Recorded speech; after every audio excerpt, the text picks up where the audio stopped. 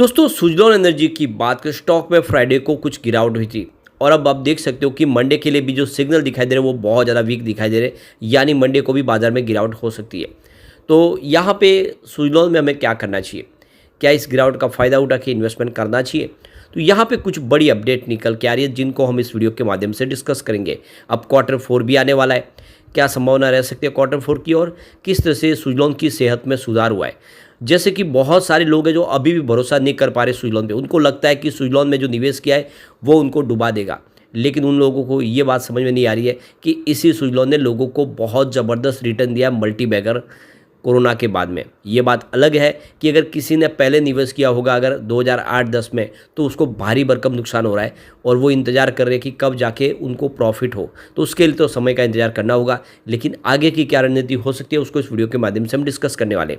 लेकिन फ्रेंड, उससे पहले अगर आप पहली बार हमारे चैनल पे आए तो चैनल को सब्सक्राइब कर दीजिए, एक बेल आइकॉन दबा दीजिए ताकि जब भी नया वीडियो बने पहला नोटिफिकेशन आपको मिले। वीडियो पसंद आए तो लाइक से जरूर कीजिए। चलो फ्रेंड्स, वीडियो स्टार्ट करते हैं। मैं हूँ आपका दोस्त SB दवे और हमारे अपने चैनल ऑनलाइन कमाई में आपका बहुत बहुत स्वागत है। तो सबसे पहले अगर हम निफ्टी 100 की बात कर ले, क्योंकि ये सुजलॉन एनर्जी अब निफ्टी 100 में एंट्री कर चुका है, तो देख सकते हो कि 23,254 के स्तर पे क्लोजिंग थी। 219 पॉइंट की गिरावट थी, यानी 0.94% गिरा निफ्टी 100 है, 1% के आसपास की गिरावट थी। अब इस गिरावट में जो सबसे बड़ा योगदान था वो था FII का।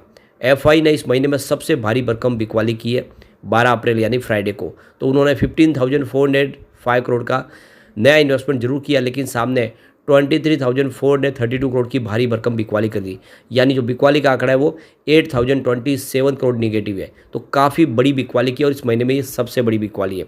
वैसे इस महीने में 10,362 करोड़ का टोटल उन्होंने अपना माल बेचा, जिसमें से सिर्फ 12 अप्रैल को ही 8,000 करोड़ के आसपास की बिकवाली की है। तो ये क्लियरली आप समझ सकते हो कि FI इस समय बाजार में बिकवाल बन चुके हैं।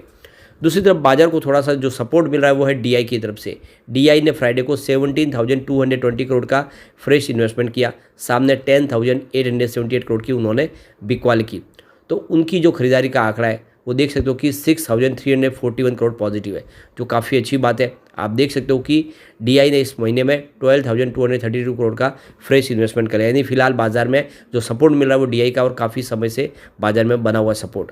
अब जो इंटरनेशनल सिग्नल निकल के आ रहे हैं वो बहुत ही ज़्यादा वीक है। डाउ जोन की बात कर ले तो 37,983 के स्तर पर जहाँ पे 1.24% की गिरावट है। S&P 500 में उससे भी भारी गिरावट है। 5,123 के स्तर पे देख रहे हो कि आपको 1.46% की गिरावट देखने को मिलेगी। और नेस्डेक कॉम्पोजिट में तो उससे भी बड़ी गिरावट है। 16,175 के स्तर पे 1.62% की गिरावट है। और रजल 2000 इंडेक्स तो पूरी तरह से क्रैश कर गया है। 2003 के स्तर पे 1.93% की भारी भरकम गिरावट है, यानी सभी इंडेक्स में देखें तो काफ़ी बड़ी गिरावट देखने को मिल रही है। यहाँ देखें कि NYSE कंपोजिट में भी 17,639 के स्तर पे 1.54% की गिरावट है, यानी कहीं पे कोई राहत नहीं है। और ये सिग्नल मंडे के लिए बहुत ज़्यादा वीक दिखाई दे रहे हैं। सुजलॉन एनर्जी की बात कर ले तो क्लोजिंग 42.10 के आसपास रही फ्राइडे को, जहाँ पे 0.12% की गिरावट थी। तो बड़ी गिरावट तो नहीं थी, ये बात समझ सकते हो। जितनी इंडेक्स के अंदर गिरावट उस हिसाब से इसमें कोई ज़्यादा गिरावट नहीं थी, यानी आप देख सकते हो कि एक पॉजिटिव ट्रिगर का इंतजार कर रहा है और यहाँ पे तेज़ी आ सकती है। अब यहाँ पे जो बड़ी अपडेट निकल के आ रही है, IIT भिलई ने यहाँ पे विंड एनर्जी के ऊपर अब रिसर्च शुरू कर दिया है। यानी आपको पता ही होगा विंड एनर्जी के माध्यम से जो बिजली का निर्माण होता है उसमें किस तरह से और वृद्धि की जाए, यानी साइज को छोटा करके ज़्यादा से ज़्यादा बिजली का निर्माण किस तरह से किया जाए उसके ऊपर रिसर्च किया जा रहा है। और अगर ये रिसर्च सक्सेस होगा तो आने वाले समय विंड एनर्जी सेक्टर में एक नया रिवॉल्यूशन आ सकता है। वैसे तो 2070-80 से जैसे विंड लगनी शुरू हुई है उसमें आप बहुत कुछ बदलाव देखने को मिला है। डिजिटल टेक्नोलॉजी के माध्यम से विंड की कैपेसिटी को बहुत ज़्यादा बढ़ाया गया है और आप देख सकते हो कि कम स्पेस में काफ़ी अच्छी बिजली का निर्माण हो रहा है। और इसी को लेकर आप देखते हो ये जो अपडेट निकल के आ रही है कि आने वाले समय आप देख हो कि इसमें काफ़ी अच्छी वृद्धि की संभावना बनेगी। तो यहाँ पे देखिए IIT भिलाई कैंपस में पहली विंड मिल इंस्टॉल की गई है और आप देख सकते इसकी जो इलेक्ट्रिसिटी ग्रिड कनेक्टिविटी 5 किलोवाट की विंड मिल्स की है, जो डेली पावर जनरेट करेगी 25 to 30 यूनिट का। एक बड़ी अपडेट और निकल के आ रही है, JSW एनर्जी ने प्लान किया है कि आने वाले समय में वो सोलर और विंड एनर्जी में एग्रेसिव तरीके से आगे बढ़ेंगे, यानी ज़्यादा से ज़्यादा इंस्टॉल कैपेसिटी को बढ़ाने की कोशिश करेंगे। तो 2030 तक के लिए उन्होंने 20 गीगावाट का एक अपना गोल सेट कर दिया है। तो देख सकते हो कि JSW एनर्जी के लिए भी जो विंड एनर्जी इंस्टॉल करने का काम है वो सुज़लॉन के पास आएगा, क्योंकि ये सारे के सारे जो क्लाइंट है वो सुज़लॉन के ही क्लाइंट है। और इससे आप समझ ही सकते हो कि अपॉर्चुनिटी बहुत सारी है, चाहे अदानी ग्रुप हो या KP ग्रुप हो या JSW एनर्जी हो, इन सब के लिए विंड टरबाइन इंस्टॉल करके उसको लाइफ टाइम सर्विस मेंटेनेंस का काम सुज़लॉन संभालती है। और इसीलिए सुज़लॉन के लिए बहुत सारे मौके, जितने इन्वेस्टर ज़्यादा आएंगे उतना ही फ़ायदा सुज़लॉन को होगा। तो ऐसे में एक अच्छा पीरियड शुरू हो रहा है सुज़लॉन के लिए। अब यहाँ पे इसकी परफॉर्मेंस अगर हम देखें 2021 के मुकाबले, सबसे पहले शेयर होल्डर्स फंड की बात करें तो देखो कि मार्च 2021 में -3,978 करोड़ के आसपास था।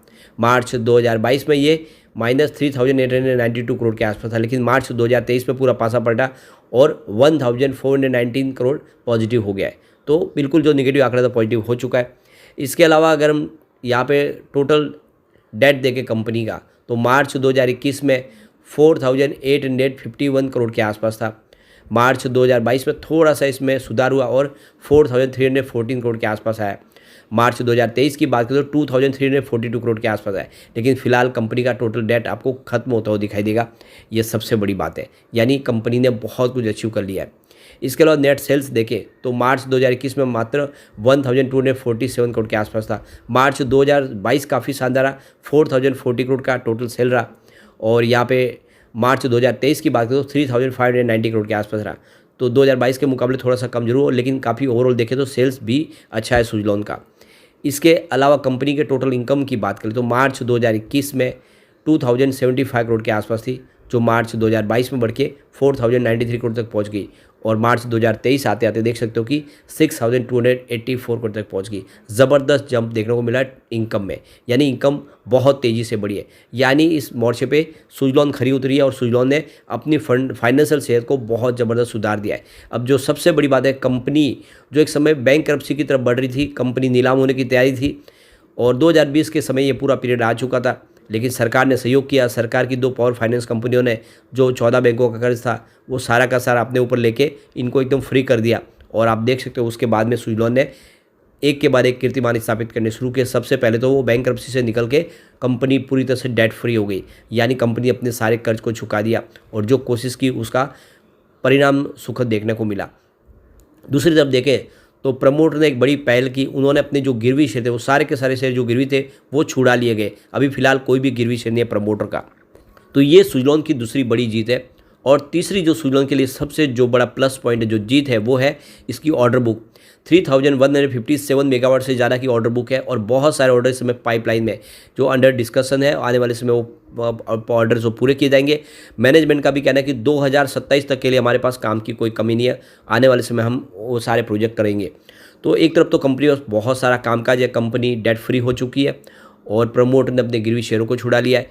ये 3 जो प्लस पॉइंट है ये साबित करते हैं कि सुज़लॉन बहुत मजबूत हो चुकी है, अपने 2020 के पीरियड से वो बाहर निकल चुकी है। और ऐसे में जो आपको आशा कर रहा है कि इसकी प्राइस फिर से 8 रुपये 10 रुपये हो जाएगी, तो ऐसी कोई पॉसिबिलिटी नहीं है। सुज़लॉन में ये बहुत अच्छा मौका है, आप इस लेवल पर खरीदारी करें।